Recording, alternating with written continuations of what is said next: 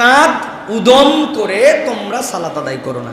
আপনার নামাজ সুন্দর হয় নাই, স্যান্ডোর গেঞ্জি পরে নামাজ পড়া আমাদের জন্য অনুচিত। যেই পোশাকটা পরলে ভালো লাগে এরকম পোশাক আমরা সালাতে আদায় করব। যখনই তোমরা সালাতে যাবে তখন তোমরা উত্তম পোশাক পরিধান করবে, এটা তোমাদের জন্য বিধান।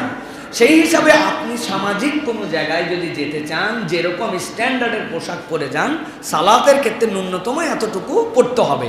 কিন্তু হদ কি হবে, কোন পোশাক পরে হবে আর কোন পোশাক পরে হবে না, এটা রাসূলুল্লাহ সাল্লাল্লাহু আলাইহি সাল্লাম বলেছেন।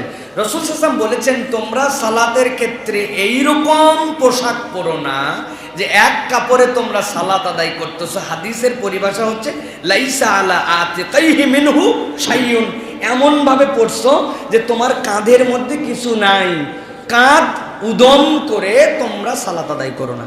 এই যে লাইসা আতিকাইহি শাই, এটার উপরে মুহাদ্দিসিনে কেরামের বক্তব্য, আমরা যে স্যান্ডোর গেঞ্জি পরি, জাস্ট এখানে ফিতার মতো আছে, এটা পরে সালাত আদায় করা মাকরুহ। সালাত হয়ে যাবে কিন্তু এটা হবে না। আর একদম কাঁধ খুলে নামাজ পড়া, এটাকে মাকরুহ তানজিহি বলা হয়। এটা নামাজ ফাসেদ হওয়ার কাছাকাছি হয়ে যাবে। কাপড় চুকুর থাকার পরেও উপরে কিছুই পরে নাই। তো এই হিসাবে আমরা যে স্যান্ডোর গেঞ্জি পড়তেছি, এটা আমাদের এইভাবে পড়লে আপনি ঘরেই পড়েন আর মসজিদে পড়েন, আপনার নামাজ সুন্দর হয় নাই।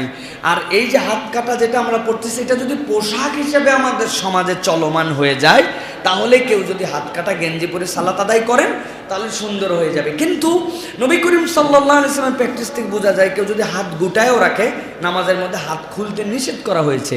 এই হিসাবে ফুল হাত পরাটা আমাদের জন্য উত্তম, তবে হাফ হাতা পরলে হবে। স্যান্ডোর গেঞ্জি পরে নামাজ পড়া আমাদের জন্য অনুচিত। এইভাবে আপনি ঘরে একাই পড়েন আর বাহিরে পড়েন, এটা আমাদের জন্য উচিত হবে না। গরমের অজুহাত দিয়ে এইটা আমাদের জন্য সালাতের জন্য 5 মিনিটের জন্য এটা আমাদের প্র্যাকটিস নয়। বরং সুন্দর পোশাক পরে, যেই পোশাকটা পরলে ভালো লাগে এরকম পোশাক আমরা সালাতে আদায় করব।